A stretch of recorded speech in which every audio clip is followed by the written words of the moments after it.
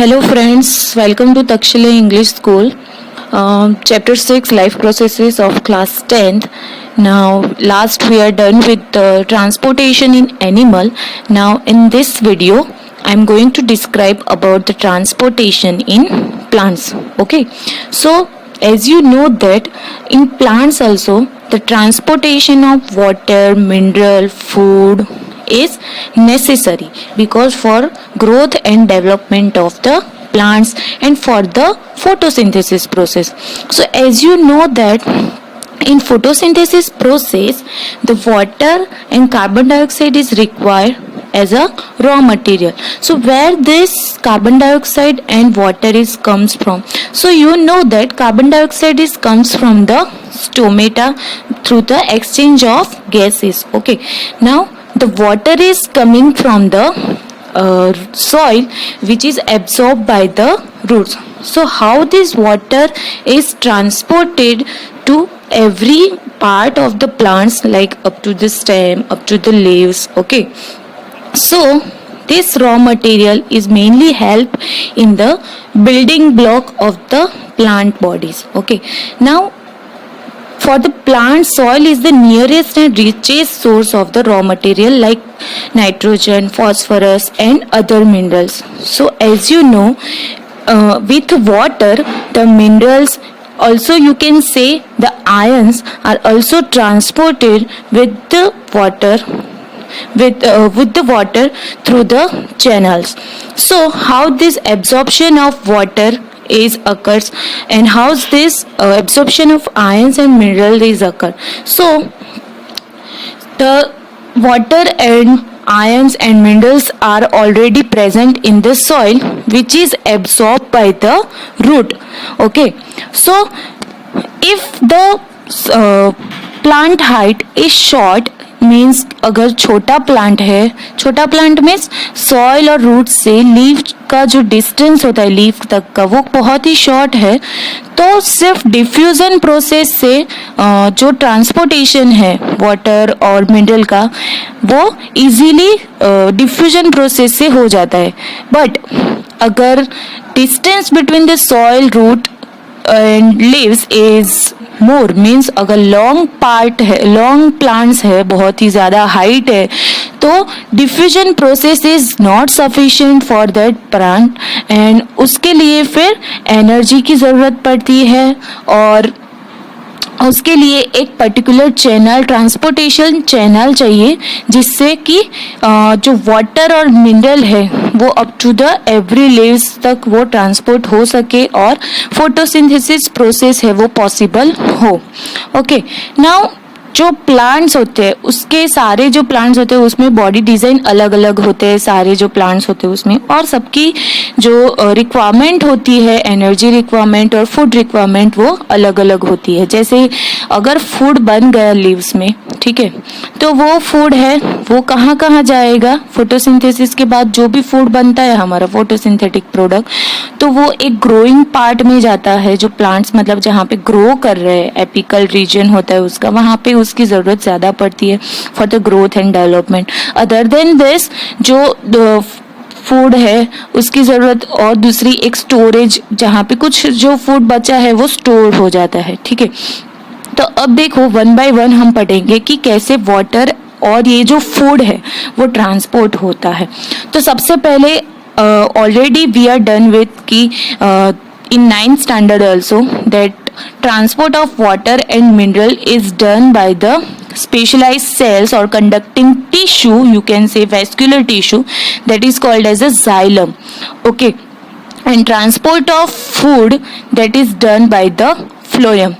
So here in textbook you can see here also that xylem moves water and minerals obtained from the soil while phloem transport the product of photosynthesis. Product of photosynthesis means whatever the food is formed after photosynthesis is transported through the phloem.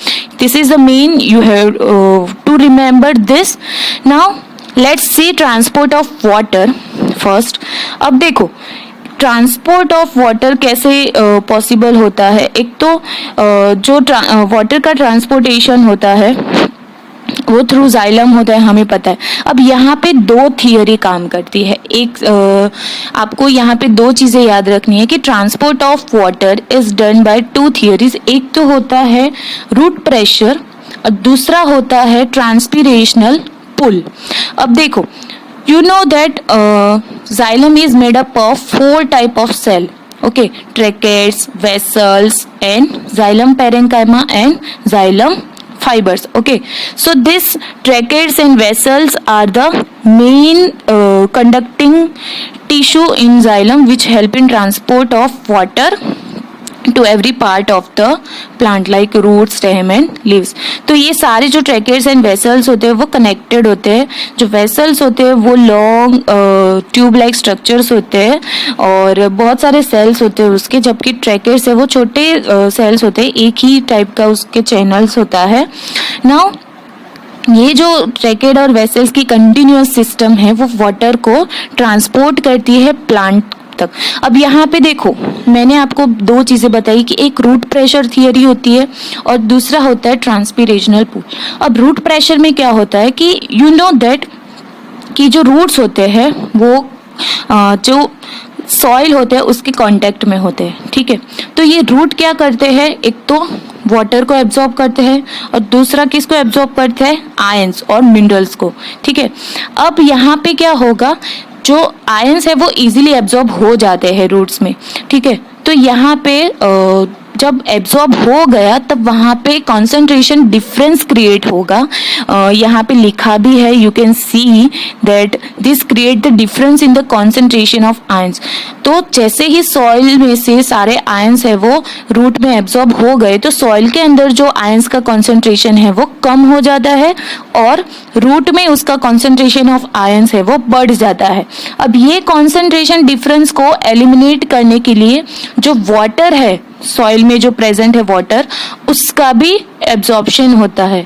तो अब यहाँ पे क्या हो गया, देखो एक यह कंडीशन क्या आ गई यहाँ पे कि आयंस का जो कॉन्सेंट्रेशन है वो रूट में ज़्यादा है और सॉइल में कम है, ठीक है। अब इस कॉन्सेंट्रेशन को, इसको इक्विलिब्रियम करने के लिए, एलिमिनेट करने के लिए क्या होगा, जो वाटर में वाटर का कॉन्सेंट्रेशन जो रूट में कम था और सॉइल में ज़्यादा था, तो सॉइल में से जो वाटर है वो एब्जॉर्ब हो जाएगा रूट में और उस कॉन्सेंट्रेशन डिफरेंस को कम करेगा, ठीक है। और इस तरह से वहाँ पे रूट प्रेशर क्रिएट होता है। जब आयंस का कॉन्सेंट्रेशन बढ़ जाता है तो रूट प्रेशर क्रिएट होता है और उसकी वजह से जो वाटर है वो सारा एब्जॉर्ब हो जाता है सॉइल में से रूट में और फिर वो आगे डिफ्यूज हो जाता है, आगे ट्रांसपोर्ट करता है through the tracheids and vessels, okay. अब दूसरा मैंने आपको बताया कि एक होता है ट्रांसपीरेशनल पुल, ठीक है। तो यहाँ पे देखो आपका यहाँ पे दिया है डायग्राम के साथ ही। सबसे पहले ये जान लो कि ट्रांसपीरेशन है क्या। तो ट्रांसपीरेशन मीन्स होता है evaporation of water or you can say transport of water from the in the form of water vapor, ठीक है। water transport of water or loss of water in the form of water vapor, you can write loss of water in the form of water vapor from the aerial part of plant is known as transpiration। अब ये water loss किसके through होता है, तो you know very well that stomata के through, ठीक है। अब देखो सबसे पहले कि जो ट्रांसपीरेशन है, अब फोटोसिंथेसिस प्रोसेस है वो कब होती है, मेनली डे टाइम पे। क्यों, क्योंकि सनलाइट उसी टाइम पे हमारी अवेलेबल होती है। तो जो फोटोसिंथेसिस होता है during this the stomata is open and at that time what happen, exchange of gases occur and loss of water also occurs, okay. तो उस टाइम पे क्या होगा कि स्टोमेटा ओपन होते हैं और सनलाइट गिरती है, उसकी वजह से जो हमारे वाटर प्रेजेंट होता है प्लांट्स के अंदर, तो वो वाटर है वो भी लॉस हो जाता है। तो ये एक तो स्टोमेटा का फंक्शन ही है, ठीक है। फर्स्ट एक्सचेंज ऑफ गैसेस और दूसरा ट्रांसपीरेशन। तो जो वाटर लॉस हो जाता है उसकी जगह जो जाइलम वेसल में से जो वाटर आता है वो वहाँ पे उसकी प्लेस पे वो मतलब इक्वल अमाउंट ऑफ वाटर वो ट्रांसपीरेशनल पुल की वजह से वो ट्रांसपोर्ट होता रहता है to the upward side, okay. तो जैसे जैसे यहाँ पे लॉस हो रहा है water in the transpiration process, वैसे वैसे जितना अमाउंट ऑफ वाटर लॉस हो रहा है वैसे ही वो ट्रांसपिरेशनल पुल की वजह से उतना ही अमाउंट ऑफ वाटर है वो अपवर्ड वो ट्रांसपोर्ट हो रहा है बिकॉज ऑफ ट्रांसपिरेशनल पुल. ठीक है, तो this is also done by the xylem vessels and tracheids. Okay, now transpiration का एक दूसरा, एक तो देखो ये हेल्प करता है ट्रांसपिरेशन में स्टोमेटा. दूसरा होता है कि ये टेम्परेचर को रेगुलेट करके भी रखता है. और एक चीज यहाँ पे ये याद रखनी है कि जो ट्रांसपिरेशनल पूल थियरी है, ठीक है, तो ये ट्रांसपिरेशनल पूल थियरी वो मेनली डे टाइम पे ज़्यादा होता है. जो वाटर जाइलम में जो वाटर का ट्रांसपोर्टेशन होता है तो डे टाइम पे ट्रांसपिरेशनल पूल थियरी वर्क करती है, जबकि नाइट में रूट प्रेशर जो है वो वहाँ पे इम्पोर्टेंट होता है. रूट प्रेशर मेनली नाइट में होता है और ट्रांसपिरेशन पूल थियरी जो होती है वो डे टाइम पे होती है, क्योंकि फोटोसिंथेसिस डे टाइम पे होता है इसलिए. ओके, सो दूसरा है transport of food and other substances. अब देखो यहाँ पे आपको, I hope you are understand with the transport of water. Okay, now transport of food कैसे होता है, अदर्स फूड का ट्रांसपोर्टेशन. तो देखो सबसे पहले एक चीज याद रखनी है कि ट्रांसपोर्ट ऑफ फोटोसिंथेटिक प्रोडक्ट और फूड, ठीक है, तो उसको कहते हैं ट्रांसलोकेशन. क्या कहते हैं? Translocation. Transport of soluble product of photosynthesis और photosynthetic product is called as translocation. अब ये कौन करता है? तो ये करता है फ्लोएम. फूड का ट्रांसपोर्टेशन होता है फ्लोएम के थ्रू. अब फ्लोएम में 4 टाइप के सेल्स होते हैं, that is companion cell, then sieve tube cells और phloem parenchyma and phloem fibres. अब इसमें भी मेन जो मैंने आपको बताया था पहले भी कि जो सीव ट्यूब सेल्स होते हैं वो मेनली ट्रांसपोर्ट करते हैं फूड को. ओके, और उसके एडजेसेंट में कंपेनियन सेल्स प्रेजेंट होते हैं. तो अब यहाँ पे एक चीज याद रखनी है कि why xylem is always unidirectional होता है जबकि फ्लोएम है वो बाई डायरेक्शनल होता है. क्योंकि आपको पता ही है, देखो इसमें भी आपको पता चल जाएगा कि जो वाटर है वो कहाँ पे प्रेजेंट होता है, हमारा सॉइल के अंदर प्रेजेंट होता है, तो वो ऑलवेज अपवर्ड डायरेक्शन में ही जाएगा. ठीक है, अपवर्ड डायरेक्शन में सॉइल में से टू द लीव्स जाएगा. बट जो फ्लोएम फूड कहाँ बनता है, ये जो लीव्स होते हैं वहाँ पे हमारा फूड बनता है. तो वो जहाँ जहाँ पे भी एज पर रिक्वायरमेंट फूड है वो ट्रांसपोर्ट करते हैं, कभी स्टेम में, कभी रूट्स में, या फिर यहाँ से इस लीव्स पार्ट में जो ग्रोइंग पार्ट है वहाँ पे भी वो ट्रांसपोर्ट हो सकता है. तो इस तरह से जो फूड है वो बोथ द डायरेक्शन में, अपवर्ड और डाउनवर्ड दोनों डायरेक्शन में वो पॉसिबल होता है. इसकी वजह से जो फ्लोएम है वो बाई डायरेक्शनल है जबकि साइलम है वो यूनिडायरेक्शनल है. ओके, अब यहाँ पे एक चीज याद रखनी है कि जो फूड का ट्रांसपोर्टेशन है वो कैसे होता है. तो सबसे फर्स्ट आपको वो मैंने ऑलरेडी बताया कि सीव ट्यूब सेल्स होते हैं. तो उस सीव ट्यूब सेल्स किस तरह से होते हैं, जैसे ये सीव ट्यूब सेल्स है, ठीक है. अब ये सीव ट्यूब सेल्स में इस तरह से सीव प्लेट्स होती है, इस तरह से, ठीक है. अब इसके एडजेसेंट में कंपेनियन सेल्स होते हैं. तो ये सीव प्लेट्स में ऐसे पोर्स होते हैं, छोटे छोटे क्या होते हैं, पोर्स होते हैं. अब ये पोर्स के थ्रू जो फूड का है वो ट्रांसपोर्टेशन, ये पोर्स को पोर्स के थ्रू ट्रांसपोर्ट होता है. ये जो फूड के पार्टिकल्स होते हैं वो पोर्स के थ्रू ट्रांसपोर्ट कर जाते हैं. अब यहाँ पे क्या होगा, देखो कि जो फोटोसिंथेटिक प्रोडक्ट है या जो फूड है, जो भी फूड बन गया तो वो ग्लूकोज बना तो वो सुक्रोज में कन्वर्ट हो जाता है. किस में कन्वर्ट हो जाता है? सुक्रोज में.